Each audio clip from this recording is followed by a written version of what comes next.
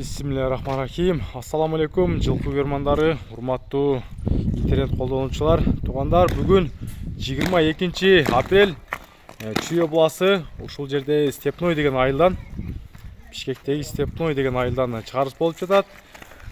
Тору өспүрүм бар экен, ушунун маалыматын алып сиздерге жеткирели.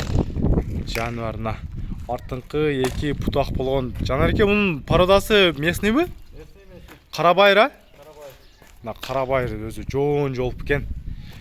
Бунун жашы канча болуп калды? 2 жаштан 3 жашка чыкма экен, а? 2 жаштан 3 жашка чыга турган өспүрүм экен. Мына кабак каштары, омуролору така кагыл элек, а? Азоо экен туугандар.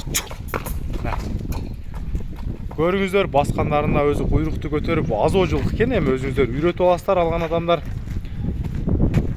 Омурону көрсөтүп коюнчу, омуронун кеңдиги.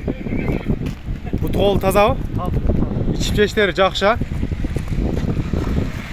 Мына туугандар, көрүңүздөр, артыңкы эки бутак пешенесинде точка борсоктой кашкасы бар экен. Эми кашкасы анчалык деле көрүнбөйт экен. Мына азыр боюнда сурайын. Так.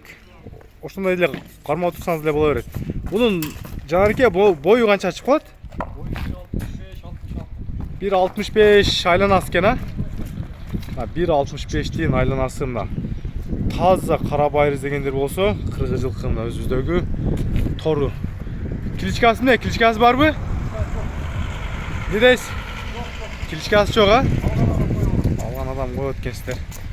Жаныбар. Эти атаң сүйрөп кетпесин.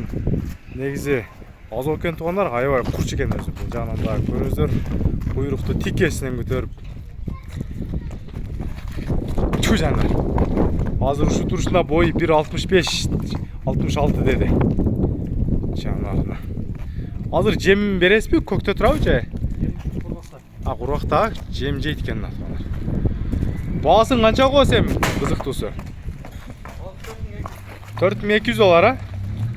4200 доллар кем болот экен туугандарына. Көрүңүздөр, жакшы өспүрүм издегендер болсо, Жанар акебиздин номерине кайрыласыздар. Экранга номерлерди калтырам. Тай жакса байланышыңыздар, видеого класс басып коюңуздар.